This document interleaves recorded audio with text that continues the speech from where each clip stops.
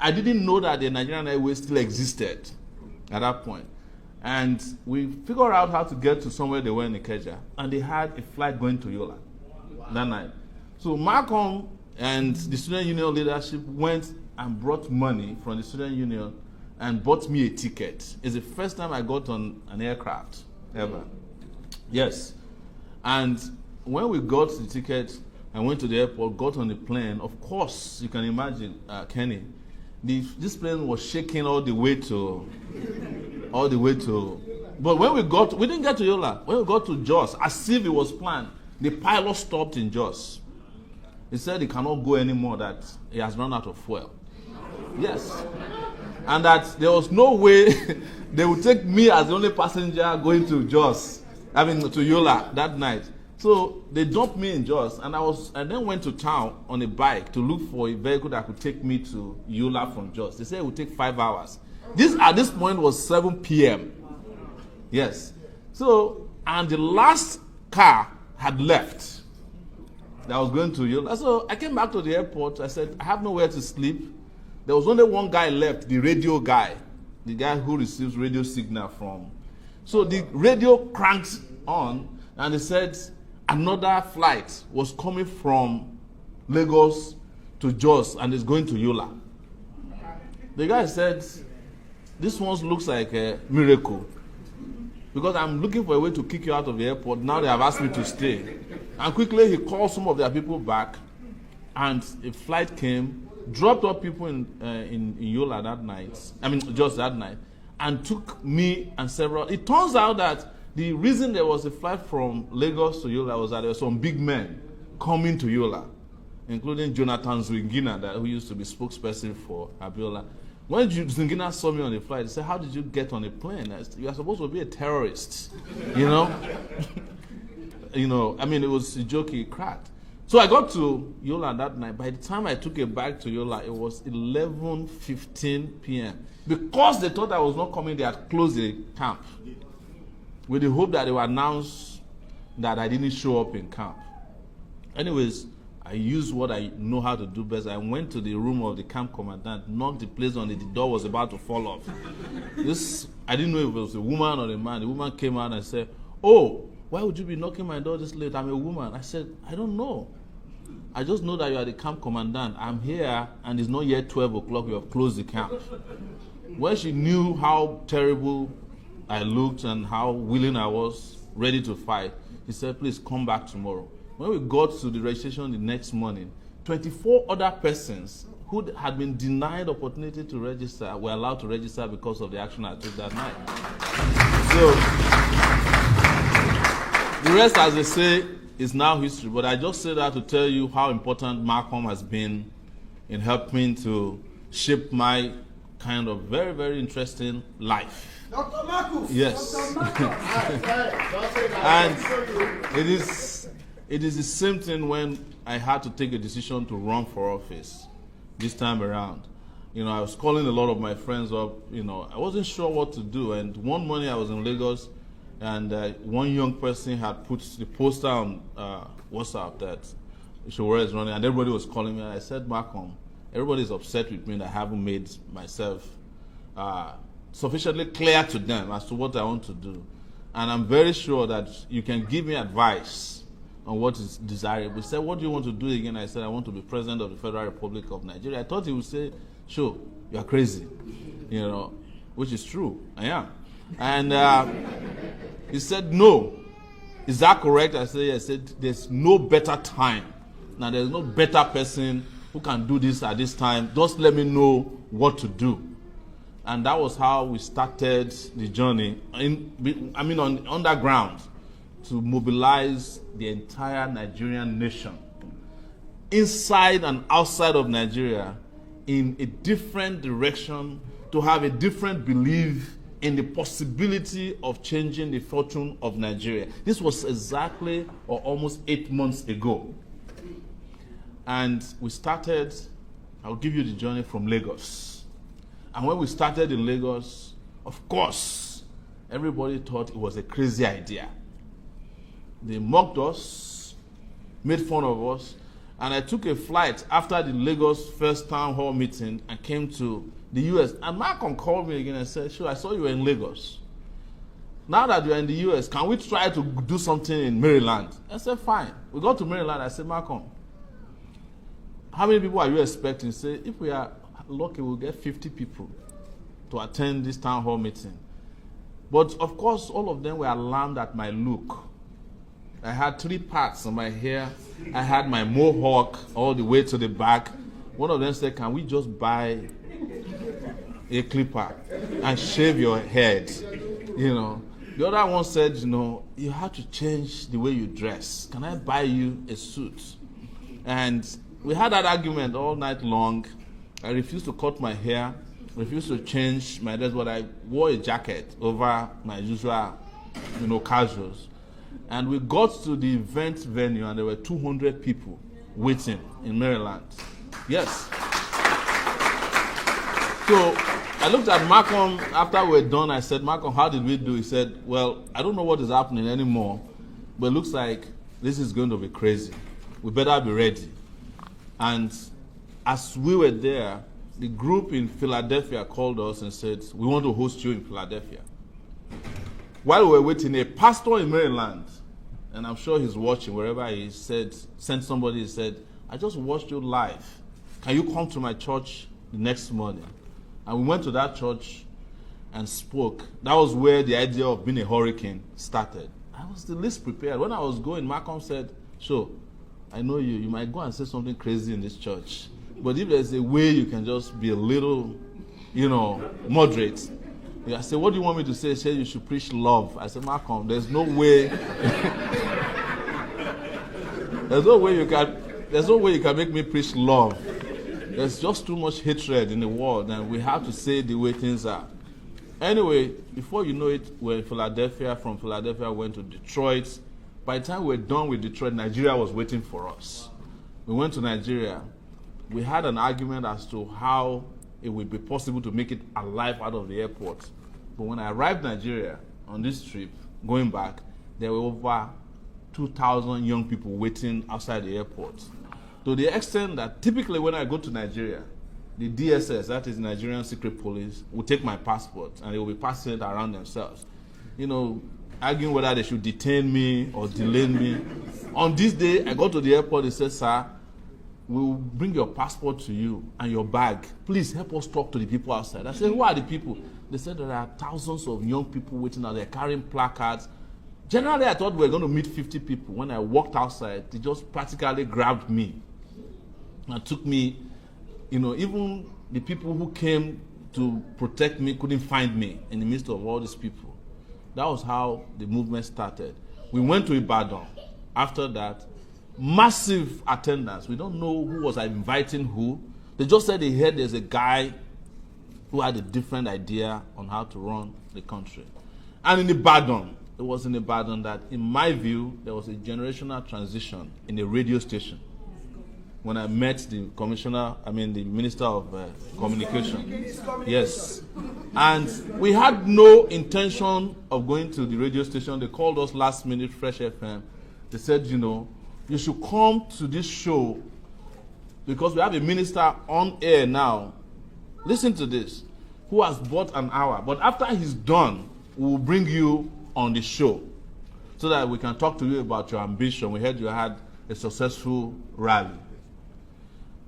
So when we were looking around, we couldn't find the radio station. We went to wrong radio station. When we got to the radio station, they went and told the minister, please wrap up because we have another guest. He asked them, who is the person? They said, it's Sowore. He said to them that, oh, it's that guy at Sahara Reporters who wrote something stupid about me. Bring him on. I want to teach him a lesson. This is a real story. So they packaged me and put me in front of the minister who was sitting majestically in this radio station with the flowing agbada bubu, left, right, and center. And he was talking with authority. And of course, if I was him, I would not suspect anything would happen. Because here I was, just wearing my usual casual, and I looked very innocent, hungry, you know, and inconsequential. So it didn't take him too long to cut me to size. But the conversation that took place within that 10 or 15 minutes for me, that was what changed the narrative. And for a lot of people who didn't know what was happening, what Bob Marley calls the natural mystic in the air, it was at that point that they caught it, that something different was happening. And this journey so far has taken us to about 5 countries. We've been to the United Kingdom, Scotland, we've been to South Africa, Canada, about 4 cities or 5 in Canada. We've been in several cities in the US, Chicago, we've been in Los Angeles, San Francisco, Oakland, Dallas, Houston. We've been in Milwaukee. Yes. We've been in Atlanta. Indianapolis is where we came from yesterday. You can count them. We've been in South Africa, in Joburg, we've been in Cape Town, we've been in Accra, Ghana, we've been in Germany, Berlin. We've been in Barcelona in Spain. So in Nigeria, we've been in Kano, Kaduna, we've been in Warri, Aba, Port Harcourt, Akure, Ikene, Abeokuta, Oyo, Ogbomoso, Lokoja, Benin City. We've been in Kano a second time. We've been in places like in Italy, we've been in Treviso and Napoli. We've been in Binikelbi, Gusau, Agungu. You've heard about Agungu before. We've been in Calabar, we've been in Ife, Jalingo, Jimeta, and Yola. We've been in Makurdi, we've been in Ofa. We've been in Ilorin, Onisha, Okene, Oshogbo. We've been in Uyo. We've been in 29 states in Nigeria and several cities. If you go and look at the number of cities in Nigeria, we've covered almost everywhere. And in the history of Nigeria, but we've been in Abuja. No one, and we're not saying this, you can cross-check, has been to so many places within such a short time in Nigeria. Even our forefathers, as we call them, our ancestors, didn't travel that. And we did this without a helicopter or a private jet. We did it without regular police. And as we were traversing Nigeria, like somebody was saying here, I think it was a young person from Atlanta who was saying that, if you want to lead a country, you must learn to at least identify the people living in the place. And on this trip, we really identified Nigerians who are in Nigeria. I have been in Bakassi. We've been in IDP camps. We went to Umahia, we went to the War Museum with Ogugwa here, and saw where Ojukwu, the bunker, where Ojukwu was, the naval ship. And we not only did we go to message our people, we were engaging creatively and innovatively with the Nigerian people, understanding their problems, because there's a difference between the world that you see on the internet or you watch in movies and the real situation of the Nigerian people. When you have to travel in a place like Zamfara for 4 hours and you don't see a telephone tower, the cell phone tower we have all over Nigeria, they don't have it in those parts. Those are ungoverned territories in Nigeria. I'm serious. But we went to all these places. We went to a place on our way from Nasarawa, I think Lafia, to Makurdi. We saw a place where they had just killed 20 people, herdsmen. We went to internally displaced refugee camps. I don't call them either, I call them refugee camps. We went to the one in Jalingo, we went to the one in Yola, and also the one very close to Makurdi. Nigerians who are refugees in their own country. I'm telling you all these stories so that you understand that we've been there and we've done it and we've seen all that needs to be done. People that we need to connect with, we've connected with them. And we can bring you back the great news that our people are ready for the revolution that we are preaching.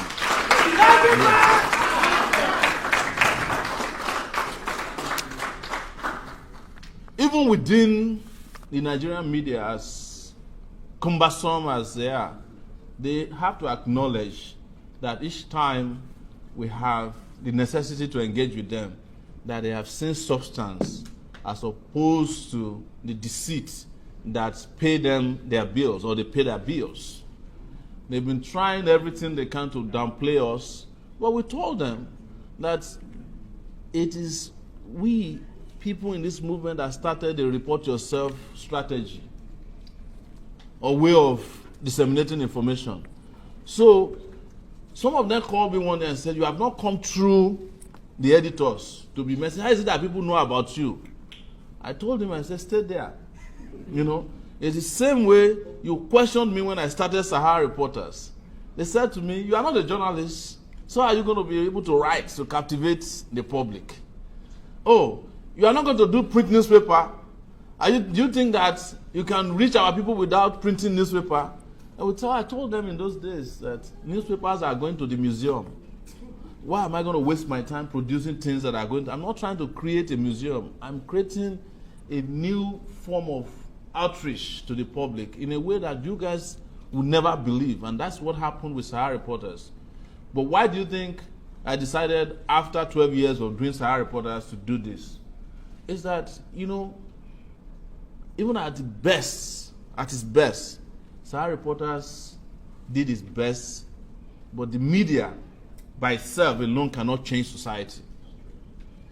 It's leaders, people with vision, people who can match vision with action that can change the world. And if you look at the world, only a few people have played this kind of roles before. And I'm not saying that I'm in any way special. No, all of you are even more special than I am. And I have just been privileged and blessed to have those of you who are with us today doing some of the things you have always been doing with me, which is whenever I start a crazy idea, instead of condemning me, you stand by me and say, you know, we know it's a crazy idea, but let's just make sure that we make it work, you know, to the point that it becomes a digitally acceptable crazy idea. I'll say one last thing, because I don't want to waste your time, and there's nothing new I will say here that you probably haven't heard from over 100 engagements we've had in our town hall meetings. It is the fact that just because we are doing what we are doing, the conversation is shifting from those very simple and oversimplified conversation of we are going to construct roads, we will do hospital, the same thing we hear over, you know, we are going to measure one place, we'll do a bridge, you know, those kind of, you know, tired promises that people hear all the time. But they tell us, you know, but we've heard this before. Now we heard it from Obafemi Awolowo, we heard from Shagari, we heard even last year, we heard from this man. But there's a new conversation that is going on. We have shifted the level of conversation to the point that anybody that cannot punch above their height now cannot discuss the kind of things we are discussing in Nigeria. We are discussing diversification of economy in a way that if people are not intellectually sound, they can't even discuss our economic ideas. We are discussing the future. In Nigeria, within 8 months, we changed the public holiday for democracy in Nigeria by way of conversation. Right. You know, in Nigeria, we are forcing both the ruling party and the moribund parties to do things the right way. We are the only political party, because we started our movement 8 months ago, our political party is less than 2 months. But if you go on the internet, most likely you go on Facebook today, the only political party that you can find out that is transparently holding a state congress is AAC. Not even APC, who is holding their own today, can live stream it because of the kind of shady things that they have to do. Not even the PDP can live stream their convention because they can't even decide on a convention venue until this morning, and their convention, I think, is next week. We are teaching them and teaching a lot of people how to do things differently. We are teaching people how to speak differently. We are teaching people how to converse differently and how to engage differently. We are teaching people how to be innovative thinkers. And you probably have heard a lot of controversies that have trailed us as well as we went on the campaign. You know, controversies around what is the product for the future. When people are still running after oil, we said, you know, you have cannabis. How can you say that? You know? And then 2 days later, Coca-Cola is saying every bottle of Coca-Cola you're likely to buy in the next 2 years will be infused with cannabis. Yes. And everybody said, Sowore said it too. You know? We said June 12 is our democracy day. They said, that is a taboo. It's May 29. 3 days later, the president is looking for Abiola family. Where are they? Where are they? Now they have declared June 12. Even roads that they didn't want to complete, pensioners that they didn't want to pay, minimum wage that they did not want to discuss, we foisted it on them. To the extent, yes, allowances for youth corporates that they said was not going to be touched.